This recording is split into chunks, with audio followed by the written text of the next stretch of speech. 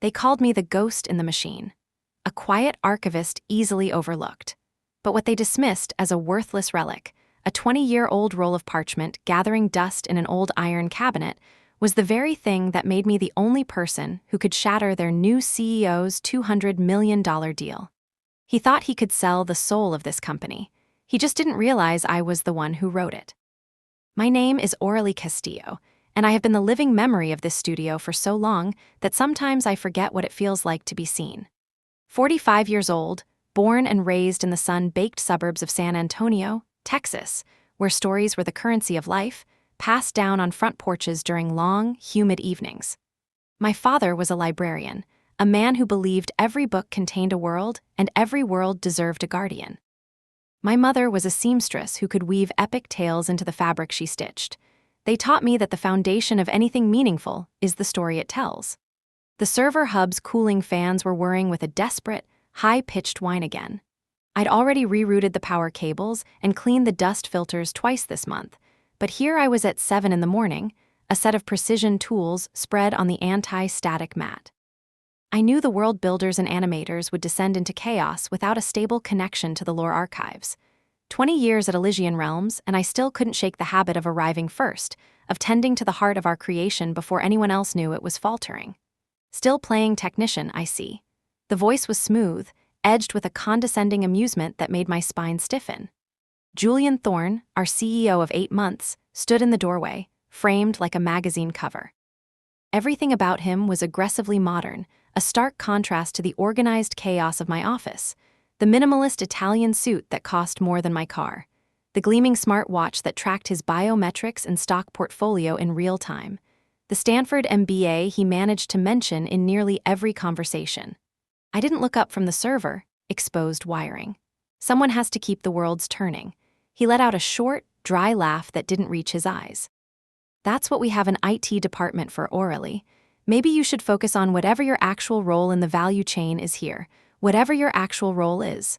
The words hung in the air, cold and sharp. My hands didn't falter in their task, tightening a connection, checking a heatsink. But inside, a fault line I hadn't known existed began to fracture. 20 years.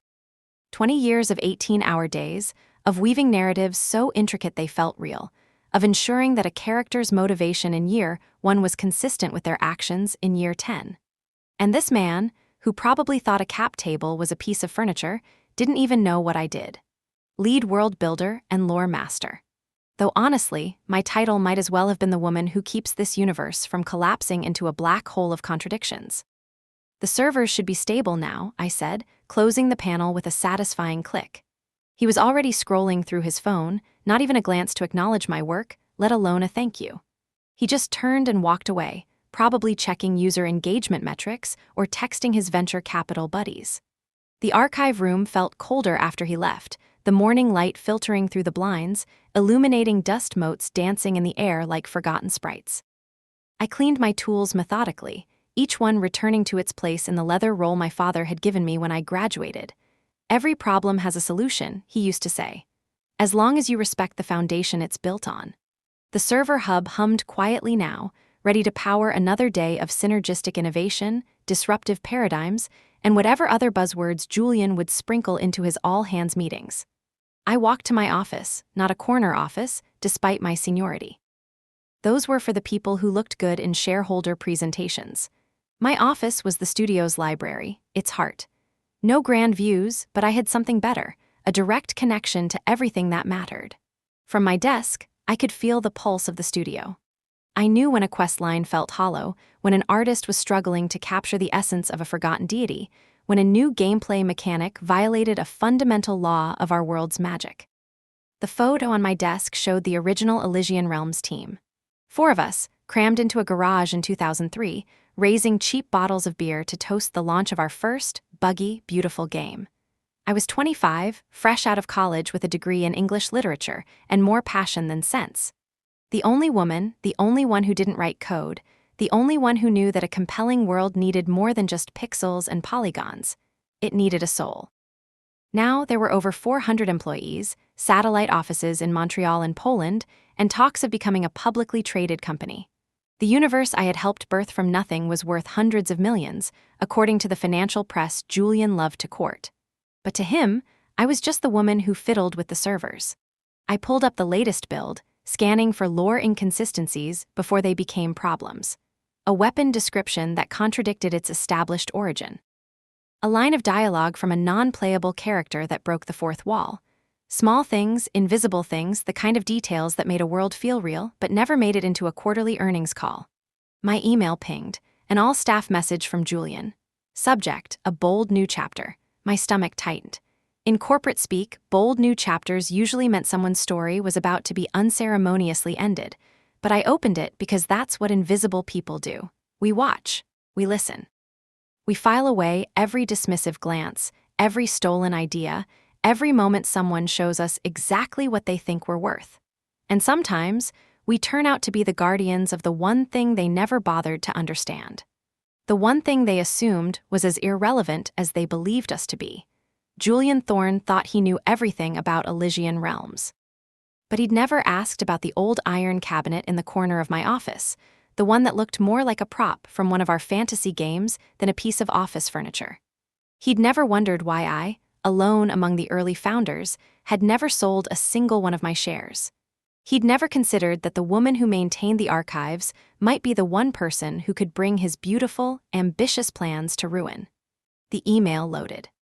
The sleek corporate logo, Julian's professionally photographed headshot, and there it was, buried in the third paragraph. A groundbreaking merger opportunity to maximize shareholder value and streamline creative operations. I pushed my chair back and walked to the iron cabinet, spinning the combination I'd memorized 2 decades ago. Inside, beneath old design documents and faded concept art, lay a rolled-up piece of parchment tied with a leather cord. The Founder's Charter. 50,000 shares of original Elysian Realms stock, issued back when the company was just 4 dreamers in a garage, when shares were promises written on paper, worth less than the ink they were printed with. Julian was about to learn what happens when you try to sell a world without consulting its architect, when you assume that the keeper of stories is powerless, when you forget to ask what the ghost in the machine might be holding in reserve. The memories always hit hardest when I walked past the old server racks in the archive. Even now, 20 years later, I could still smell the ozone and stale pizza from our first real office, a cramped space above a comic book shop. The kind of place you rent when your business plan is more faith than finance. Elysian Realms started there in 2003. Though started was a generous term for what we were doing. I was 25, with a degree in literature and a resume filled with bookstore clerk jobs. The founder, a brilliant, chaotic coder named Marcus, hired me because I was the only candidate who, instead of a resume, brought a 10-page document detailing the entire history of the fantasy world he had only vaguely described in the job posting. "You always take stories this seriously?"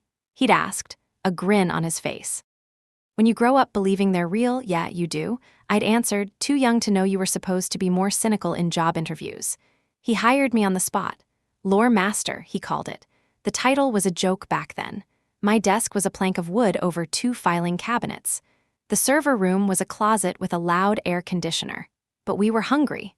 Hungry in that way only people who have been told their dreams are childish can be. The programmers, kids mostly, coded for days on end, sleeping under their desks. I built the world around their code. I wrote the histories, designed the pantheons of gods, crafted the languages, and ensured that every quest, every item, every character fit into the vast, breathing tapestry we were creating.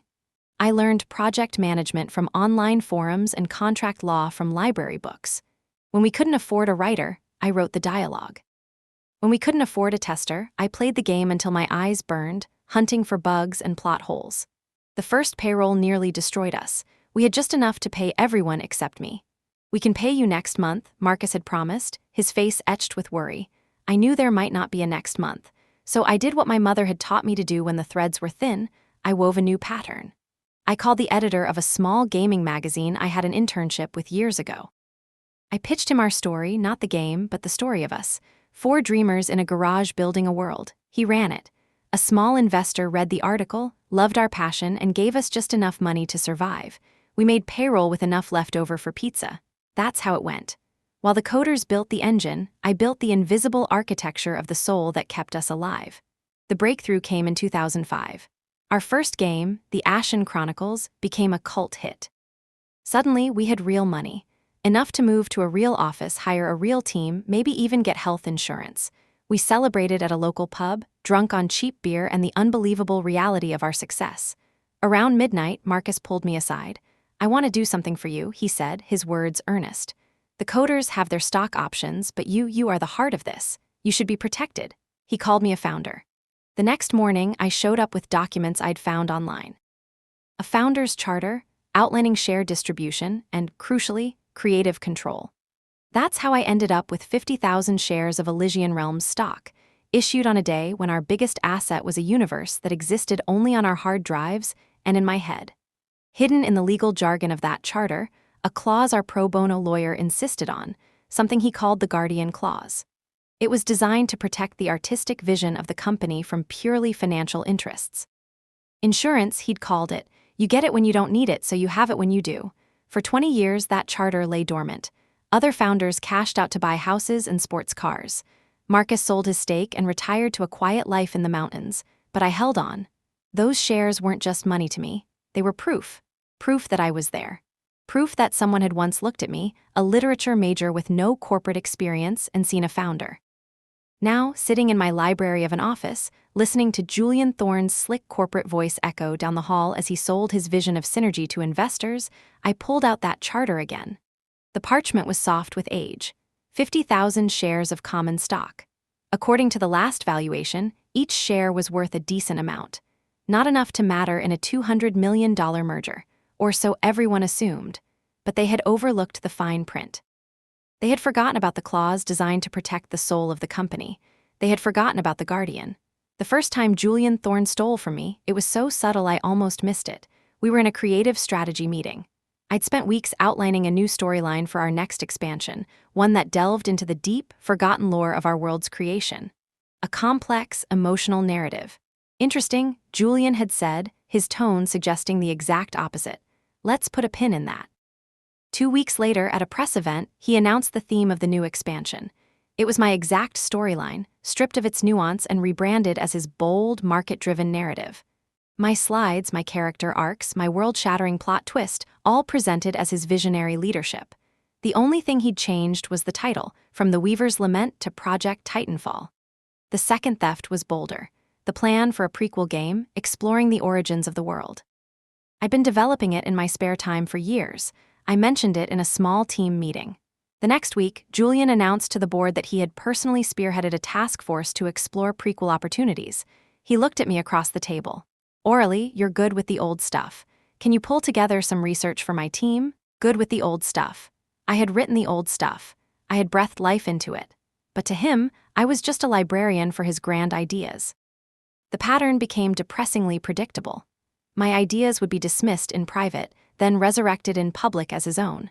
But it wasn't just the theft, it was the erasure.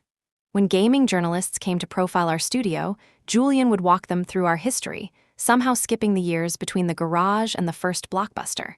In his version, a few brilliant coders had an idea, and then, as if by magic, a multi-million-dollar corporation appeared.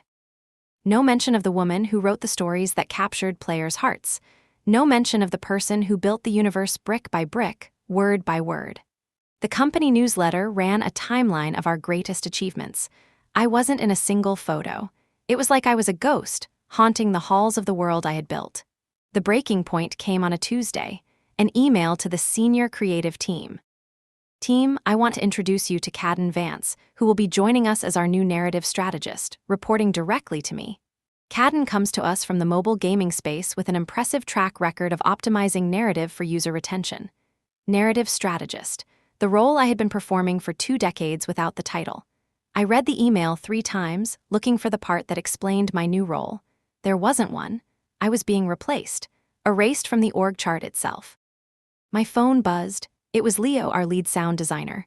"Are you seeing this?" Then others, all expressing shock and outrage, but I didn't respond. I sat in my office, surrounded by 20 years of creation, and felt something I hadn't felt since the early days in the garage.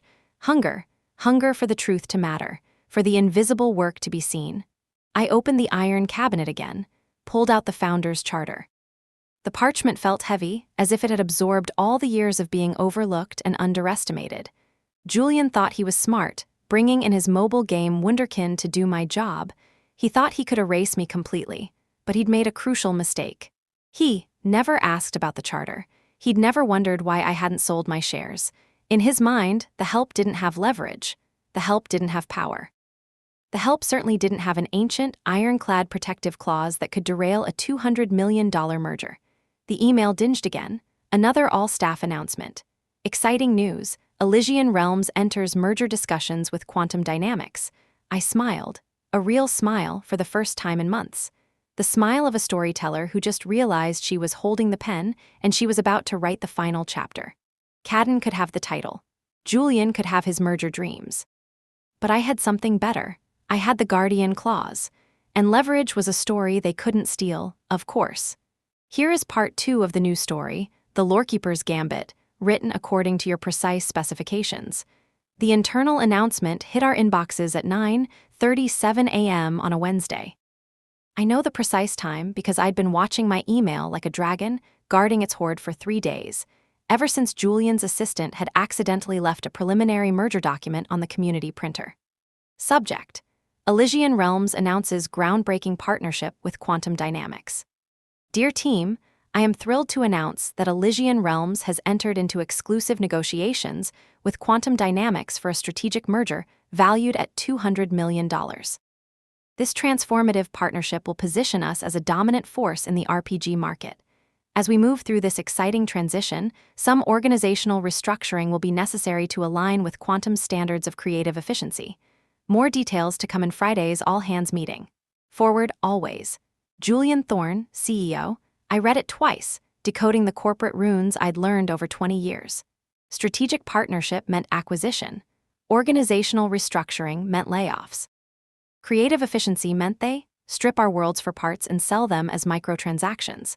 My phone started vibrating, the team chat for the narrative department exploding with a mix of panic and gallows humor. I stayed silent, reading the attached overview. There it was on page 7, section 432, redundancy elimination in legacy roles. My position wasn't even listed. Not eliminated, not retained. Simply absent as if I had never existed at all. The next 48 hours were a blur of hushed conversations in the hallways and worried faces peering over cubicle walls. People kept stopping by my office, the studio's library, looking for reassurance I couldn't give. On Friday, the all-hands meeting was held in the main atrium, the one with the giant, floor-to-ceiling mural of the world I had created. Julian stood at the front, a televangelist selling salvation, Cadden Vance flanking him like a disciple in a designer hoodie. This is our moment, Julian proclaimed, clicking through slides filled with hockey stick graphs and meaningless buzzwords. Quantum Dynamics isn't just acquiring us. They're investing in our vision, our future. The room was silent, 200 people trying to calculate their odds of survival. Now, I know change can be scary, he continued, his voice adopting a tone of rehearsed empathy, but I want to assure you all that Quantum values talent. The best and brightest of Elysian Realms will absolutely have a place in our new structure. Someone raised a hand. What about severance packages? Great question, Julian said, beaming as if it were a brilliant insight. Those who are affected by the transition will receive generous packages. We're talking 3 weeks per year of service, full benefits extension. 3 weeks per year. I did the math in my head. 60 weeks of pay to vanish quietly, to sign whatever non-disclosure agreement they slid in front of me, to pretend the last 20 years had been nothing more than a long-term contract. Any other questions? Julian scanned the room, his gaze sliding past me as if I were part of the scenery. I raised my hand.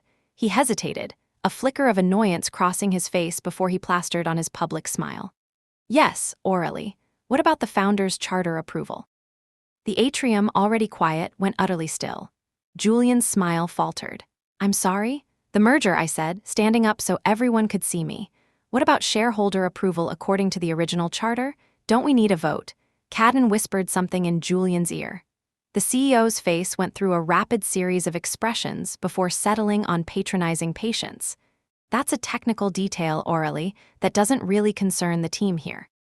I'm a founding shareholder, I interrupted, my voice clear and steady, so it concerns me. A genuine gasp went through the crowd. In 20 years, I had never interrupted a CEO. I had never spoken up in an all-hands meeting. I had never been anything but the quiet, reliable, invisible lore master. Well, Julian said, recovering his composure, minority shareholders will be notified through the proper channels, but with the board's unanimous approval and majority stakeholder consent, the merger will proceed. What percentage constitutes majority? I asked, more urgent whispering between Julian and Cadden. The CFO was typing furiously on his laptop. That's really getting into the weeds, Julian said, his voice tight. It's a simple question, I pressed. What percentage of shares need to approve the merger? The CFO looked up, his face pale. He showed his screen to Cadden, who showed it to Julian, who suddenly looked like he'd swallowed a bug. 66.7%, he said quietly. And current institutional and board ownership is silence. Mr. Thorne, I prompted. What percentage of shares do the institutional investors and board members control? Approximately 65%, the CFO answered when it was clear Julian wouldn't. I let that number hang in the air, watching as understanding dawned on the faces around me. So you need another 1.7%, I said. Minimum. As I said, Julian snapped, his recovery impressive. We're confident all shareholders will see the value in this merger. I sat back down. The seed was planted. The meeting ended with forced applause. I stayed in my seat, waiting. Sure enough, Julian appeared at my side, Cadden trailing him like a shadow. Orally, he said, his voice a low growl, my office. Now, I gathered my things slowly. Actually, I have a narrative sync scheduled. How about tomorrow? This can't wait. Then I suggest you ask more nicely, I said, looking him directly in the eye for the first time since he'd arrived at Elysian Realms. His jaw clenched. Cadden started to say something, but Julian held up a hand. Would you please join us in my office to discuss your concerns? The words sounded like they were being dragged from him over broken glass. Of course, I said pleasantly. Right after my sync, should be done by 3. I walked away, leaving them standing there. My phone buzzed before I reached my office. Urgent emails from legal, from HR. I ignored them all. At the top of a fresh page in my notebook, I wrote, the Guardian Clause. The summons came at 3:15, delivered by Julian's assistant. Mr. Thorne will see you now, she said, avoiding my eyes. He said immediately. I looked up, giving her a small, patient smile. Then he should have scheduled it for immediately. She fled. I gave it exactly 10 minutes, then made my way to the executive floor. Julian's office was a sterile glass box overlooking the city. He sat behind a massive modern desk. Cadden was to his right. The head of HR, a woman named Patricia, to his left. Legal was patched in on a giant screen. Please sit, Julian said, gesturing to the single, uncomfortable-looking chair in front of his desk. The power dynamics were clear. We need to discuss your shares, Julian began. I waited. We've reviewed the registry. You own 50,000 shares of common stock. That's correct. Shares that, frankly, we weren't aware still existed in that quantity. That sounds like a due diligence problem. The lawyer on the screen leaned forward. Ms. Castillo, these shares, they appear to be attached to an unusual charter. Not unusual, I corrected. Just old. From when this company was founded on principles, not just profit margins. Regardless, Julian cut in. We need all shareholders aligned. It's in everyone's best interest. Everyone, I asked, or just yours? The merger represents a significant premium. Your shares would be worth nearly $1.6 million. Actually, I said, flipping open my notebook. They're worth exactly $1,560,000. No, approximately about it. So you agree it's a substantial sum? It is, I agreed. About $78,000 for every year I've been here. Minus taxes, of course. The point is, Cadden spoke for the first time, his voice dripping with condescension. You stand to benefit. As opposed to what? I asked. Keeping my job, your position, Julian started. Look, orally, let's be frank. The creative redundancies are necessary for optimal efficiency. You mean I'm being fired? Transitioned, Patricia corrected softly. With a very generous package. 60 weeks, I said, plus the share payout. So a little over $2 million for 20 years of building this company's soul. Building is a strong word, Cadden muttered. I turned to look at him. What would you call it when someone writes every history, every myth, every character Bible that allows 300 people to create a consistent universe? Maintenance, Julian said, sliding a folder across the desk. This is the separation agreement. I didn't touch it. What about my shares? Page 7, the lawyer said from the screen, you'll need to sign a waiver of your charter rights to receive the severance. There it was, the trap. And if I don't sign, then you'll be terminated for redundancy with standard notice. Julian's voice turned to ice. and your shares will be worth substantially less without the merger premium. We're trying to be fair, he said through gritted teeth. Fair? I asked. Like when you presented my storyline as your idea, or took credit for the prequel concept? Was that fair? Patricia's eyes widened. But Julian just smiled, a cold, predatory smile. I don't know what you're implying, I'm stating facts. Just like the fact that according to the Founders' Charter, any merger requires approval from holders of 66.7% of shares. You have 65. We're aware, he said tightly. Are you also aware of the Guardian Clause? The lawyer's fingers flew across his keyboard. His face went ashen as he read. What's the Guardian Clause? Patricia asked. I smiled. Protective provisions. Specifically, if any founding shareholder who has held their shares continuously since incorporation objects to a merger on the grounds of protecting the core artistic vision, the approval threshold increases to 80%. The room went completely still. That can't be right, Cadden said. It's in the original charter, I said helpfully. I should know. I was there when it was signed. The lawyer looked up from his screen, defeated. She's right, it's there. That's archaic, Julian sputtered. No modern company has provisions like that. No, I agreed. But we weren't a modern company in 2003. We were 4 people in a garage trying to make sure no one could ever sell the soul of what we were building. This is ridiculous, Julian said, pacing. One person can't block a $200 million deal. Actually, I said, that's exactly what the Guardian Clause was designed to do. Protect the creative minority from a purely financial majority. You're not being steamrolled, he snapped. You're being offered a fortune for shares you contributed nothing to building. Contributed nothing. The words echoed in the silent room. I stood up slowly. I see. Well then, this should be easy for you to handle without me.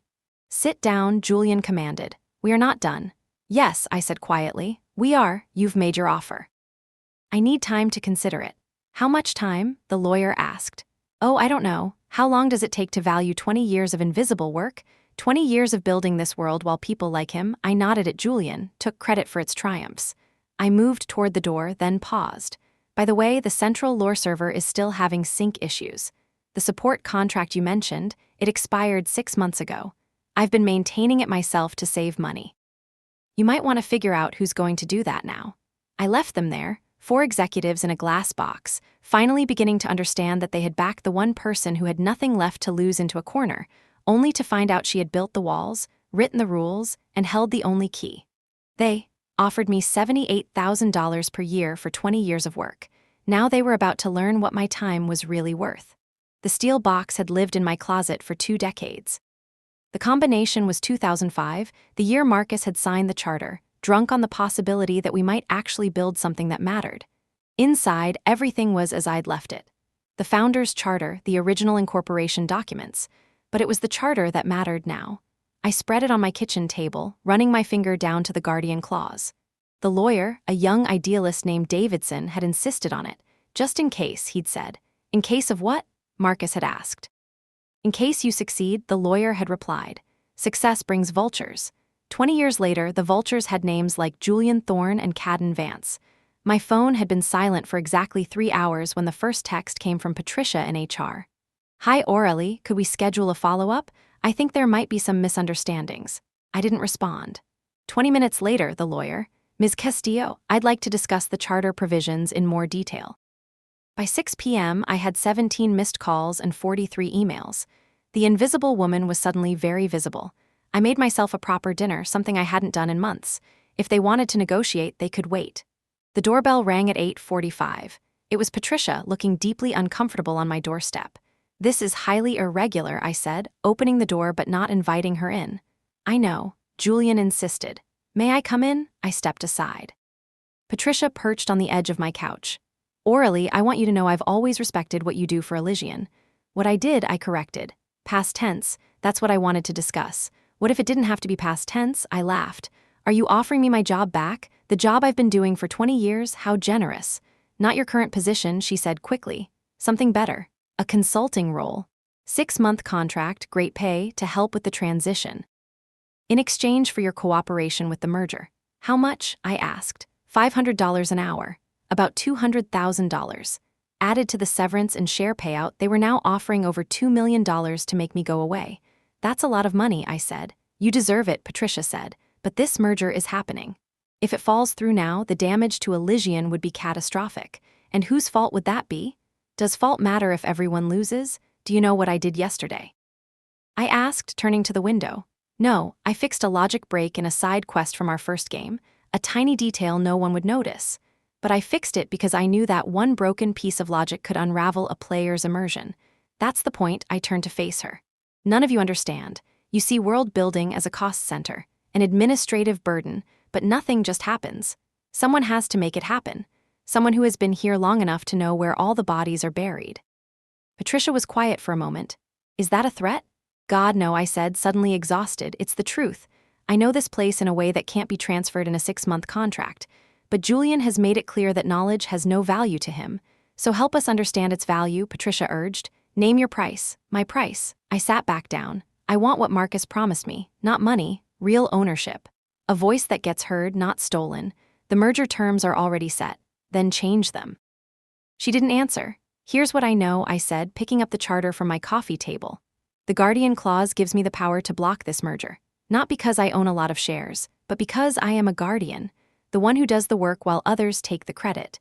The one who builds the foundation while others decorate the penthouse. The invisible one until suddenly I'm not. After she left, my phone buzzed. A text from Julian. This doesn't have to be adversarial. Let's find a solution. I typed back my first response of the day. I'll be in my office Monday morning. We can discuss it then. Let him wonder what I was planning. Let him feel, for just a few days, what it was like to be at someone else's mercy. The steel box sat open on my kitchen table, a document that had seemed worthless for so long, now worth more than I could imagine, not in dollars, but in power. The power to finally, after 20 years, make them see me, of course. Here is the final part of the news story, the Lorekeeper's Gambit, written according to your precise specifications. The weekend stretched like a siege. By Saturday afternoon, the emails from Elysian's legal team had evolved from professional to pleading, offering creative interpretations of the founder's charter that bordered on fan fiction. Cadden Vance tried calling from a number I didn't recognize, the background noise of a loud brunch spot bleeding through. Even 2 board members I'd only ever seen in company headshots suddenly found my phone number. I ignored them all. Instead, I did what I'd always done when faced with a sprawling, complex world. I organized it. I pulled 20 years of documentation from my home archives, creating a digital trail that told a very different story than the one Julian had been selling. Performance reviews praising my foundational contributions. Email threads where my narrative solutions had saved entire projects from cancellation. Design documents that showed my handwriting, my ideas, my soul on every page. Sunday morning brought an unexpected ally. Leo, our lead sound designer, showed up at my door with coffee and pastries. The whole studio is in chaos, he said, settling into my kitchen. Julian's called 4 emergency board meetings. Legal's been living there. Good, I said, the sweetness of the pastry tasting like vindication. Is it? Leo asked, his expression serious. Orally, people are scared. If this merger falls through, then maybe Julian should have thought of that before he decided I was expendable. You know, it's not just him who will suffer, he said gently. I sat down my coffee. He was right. The stock price would plummet. People's retirement funds would suffer. The planned layoffs might turn into a studio closure. What would you have me do? I asked. Roll over and let them erase me? No, he said. I'd have you fight, but smart. Like you always do. He pulled out his phone, showing me a private messaging channel I didn't know existed. It was the entire core creative team. They were all discussing how to support me, offering to write testimonials about my contributions, documenting every idea of mine that Julian had stolen.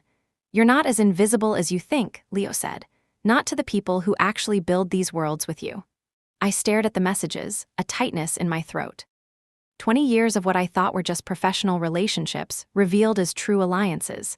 There's something else, Leo continued. My sister-in-law is a corporate lawyer. She says a clause like your Guardian Clause is a nuke. They can't defuse it. Julian's scrambling because he knows he can't win.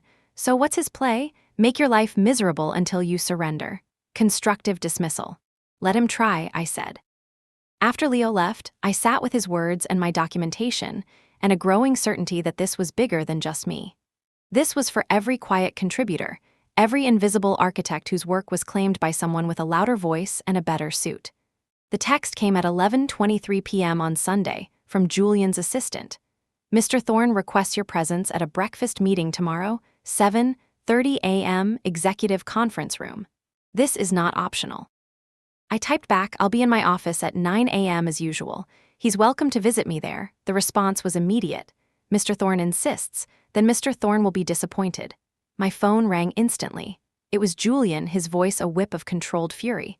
Stop playing games, Aurelie.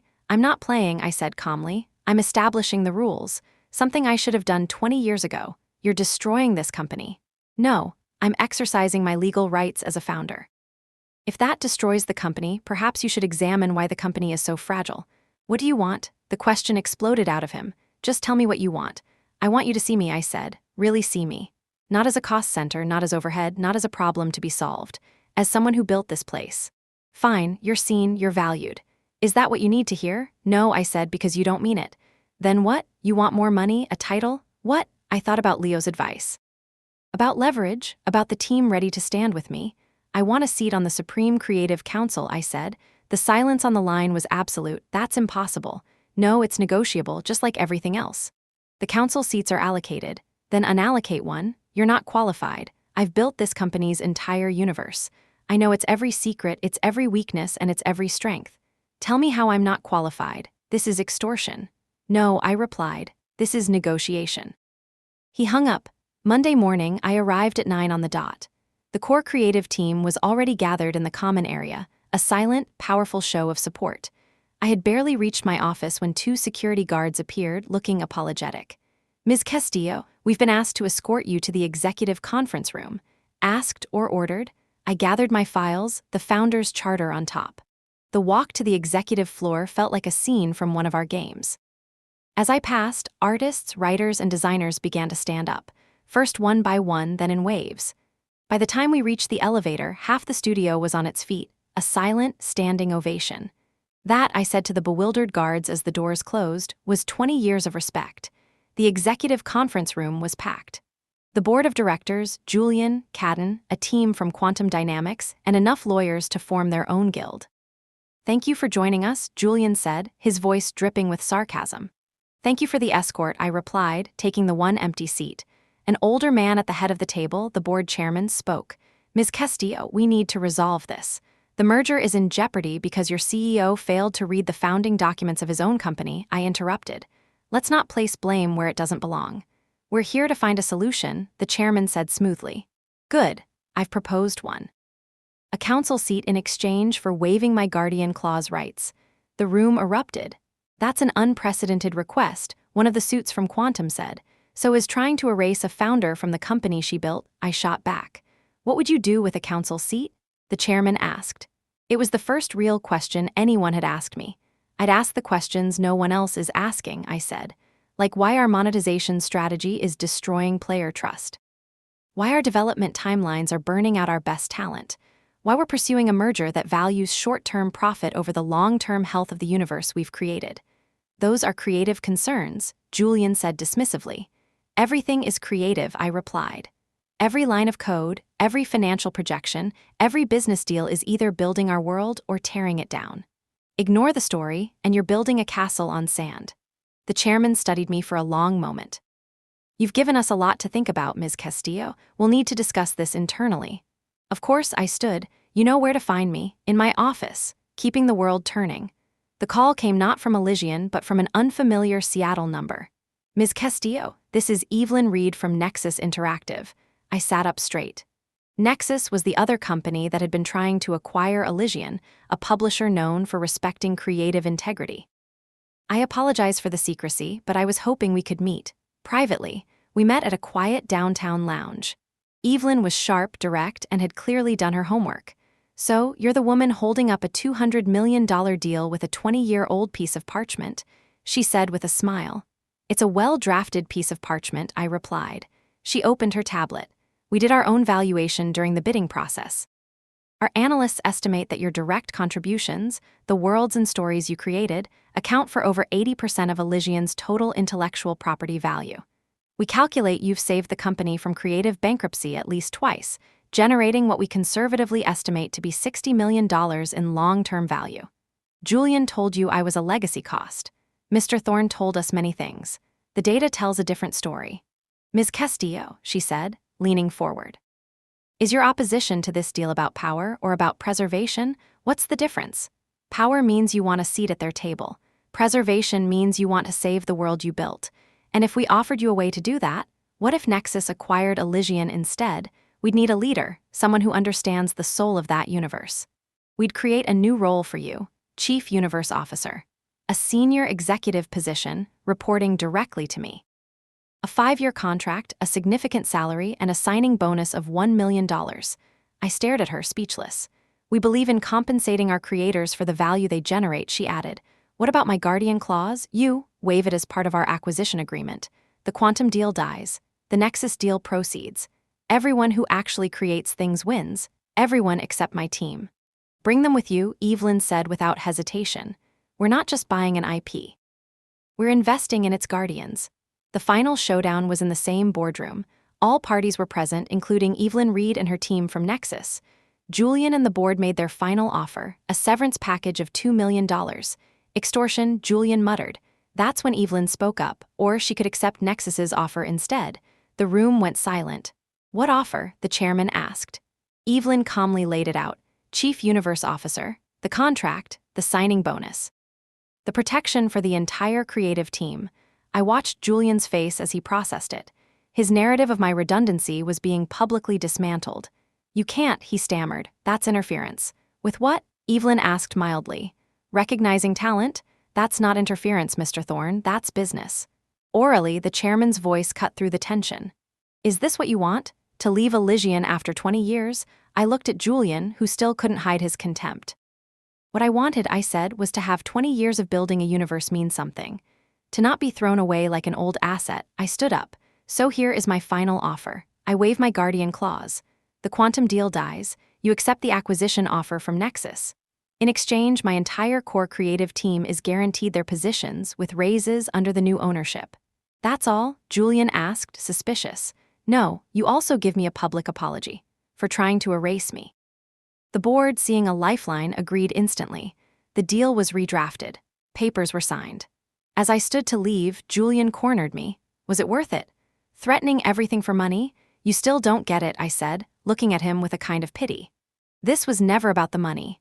It was about making sure the next quiet person who builds a world knows that they have the power to protect it, especially from kings who only care about the gold in the castle and not the foundation it's built on.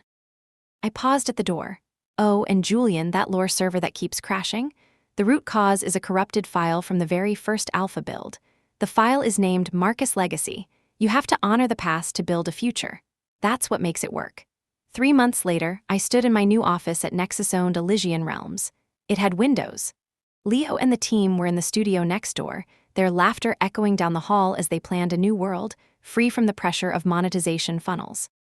Evelyn stopped by my door. Elysian's old stock under Quantum's planned acquisition model is worthless now, she mentioned casually.